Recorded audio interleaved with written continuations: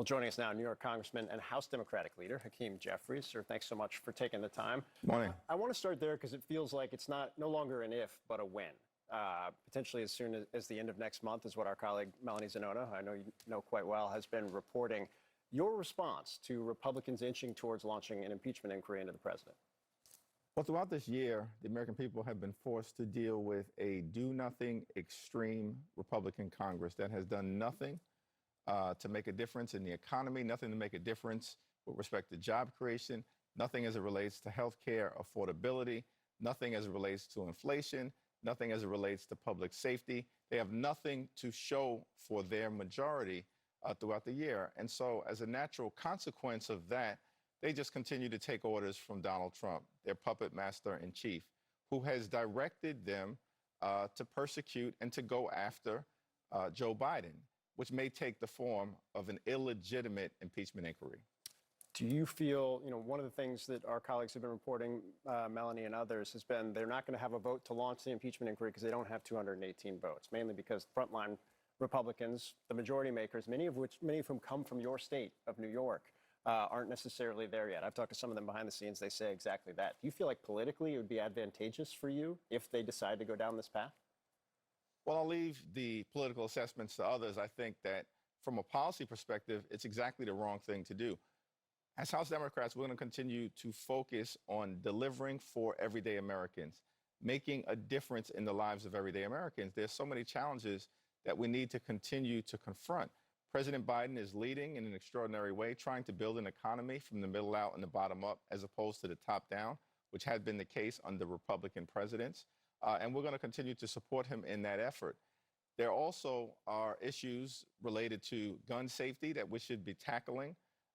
This is a uniquely American problem, and it's tragic. We shouldn't have children who have to familiarize themselves with active shooter drills as early as kindergarten all across the country. We should be tackling gun safety and some common sense measures that we support. But instead, what we see are Republicans with this do-nothing extreme majority wasting the time and the treasure of the American people, and that's unfortunate. I do want to ask you about both the economy and on the Jacksonville shooting and gun safety in a second, but I do have one more. We had the key House Republicans yesterday wrote to Attorney General Merrick Garland demanding information about the investigation into Hunter Biden, saying, quote, "Since the early days of its investigation concerning Hunter Biden, DOJ has deviated from its standard investigative procedure and afforded Hunter Biden special privileges not afforded to other Americans." I understand your point about policy and what you guys have been focusing on as a caucus, but you also have a role, your ranking members have a role in kind of this back and forth when they go down this path, defending the president, defending the president's family to some degree. Are you confident when you look at what the Justice Department has done, when you look at the investigations into Hunter Biden that the Republicans have pursued up to this point, that there hasn't been any wrongdoing, everything's been above board? Yes, I'm extremely confident. The American people know fundamentally that Joe Biden is a good and decent man who's dedicated his life to public service and will continue to serve the people honorably and admirably.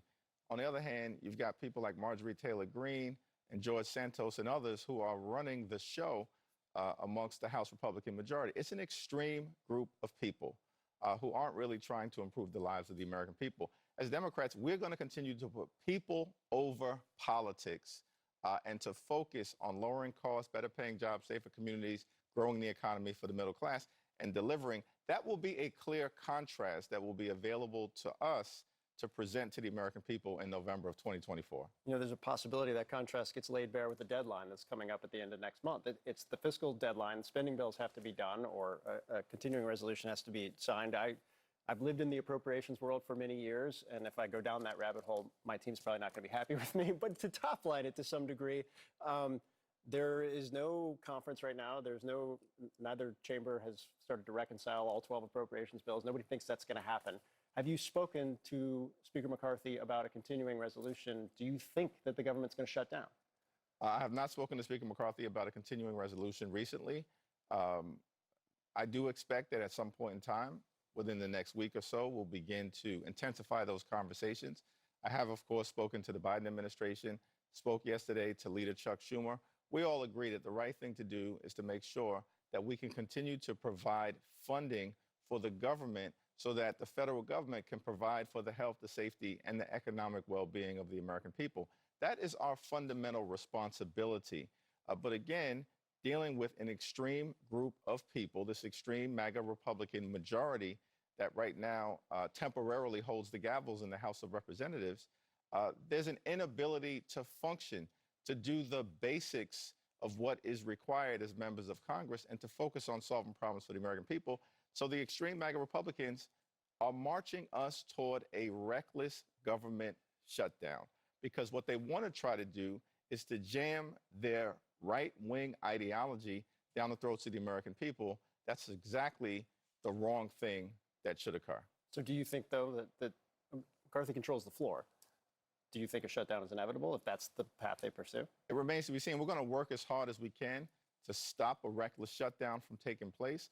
But ultimately, that is the area that the extreme MAGA Republicans are going to have to make a decision about whether they want to govern or whether they want to continue to peddle their right-wing ideology. Now, a side element of this, the administration set up an emergency spending proposal that included both disaster funding, we're talking about hurricanes right now as well, but also included additional Ukraine funding. If you pull up, I think the latest polling on where the American public is on Ukraine polling, I think it was 45% say yes and more, 55% say no. It's a major issue inside the Republican conference. By the end of September, will the additional Ukraine funding be approved? Well, I think that it's going to be important for us to continue to be there for the Ukrainian people as they fight valiantly against Russia. This is a conflict not just between Ukraine and Russia. It's a conflict between democracy and autocracy, between freedom and tyranny, between truth and propaganda. And we should continue to stand on the side of the free world. At the same time, we have to provide for the needs of the American people. And so as House Democrats, we're going to continue to work with President Biden to implement the historic legislative agenda that was passed in the previous Congress under the leadership of Speaker Pelosi in partnership with Democrats in the Senate and the Biden administration, to implement the Infrastructure Investment and Jobs Act, which will ensure clean water in every single community, fix our crumbling bridges, roads, tunnels, airports, water and sewer systems, create good paying jobs. We need to implement the CHIPS and Science Act, which is bringing domestic manufacturing jobs back home to the United States of America, incredibly important. And the Inflation Reduction Act to combat the climate crisis, lower drug costs, give Medicare the ability to negotiate reducing prices for the seniors of America. These are the things that we will continue to focus on.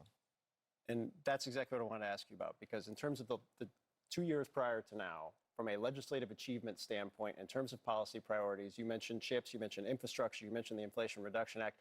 I'm not sure scale-wise you've seen something, particularly with the very slim majorities that President Biden had.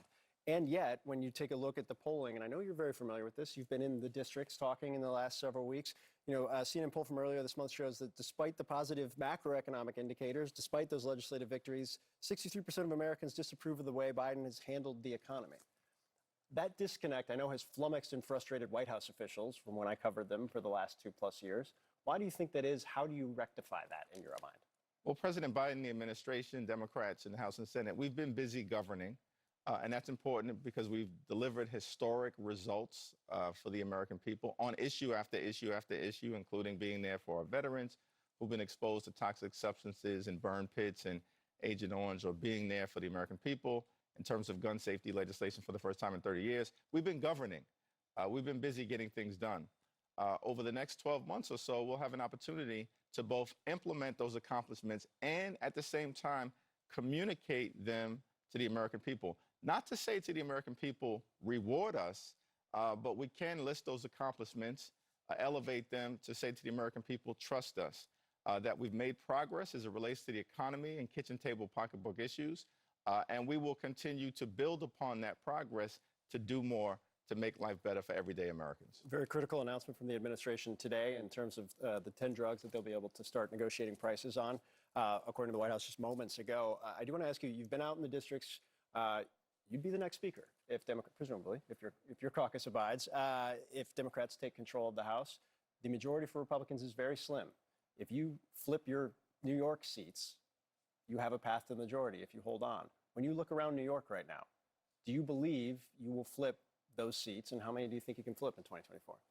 Well, we're going to work very hard in order to deliver the majority here in New York and all across the country so we can continue to get work done, do a job for the American people that is designed to deliver for them more money in their pockets, more freedom, certainly reproductive freedom, freedom to vote, as well as more time with their families. These are basic things that unite, we believe, Democrats, independents, and Republicans. That's our message as we move forward. People over politics, delivering, making life better, building an economy. Do you have the recruits, everyday though, Americans. to do that? Yeah, I'm confident. Even with some of the primaries that are breaking out right now? Primaries are a good thing, and it's part of American democracy. And I am confident that whoever emerges in these primaries in New York and across the country will be strongly positioned to defeat these extreme MAGA Republican individuals who are currently in the House of Representatives, who act like moderates, but who really have extreme voting records, vote with George Santos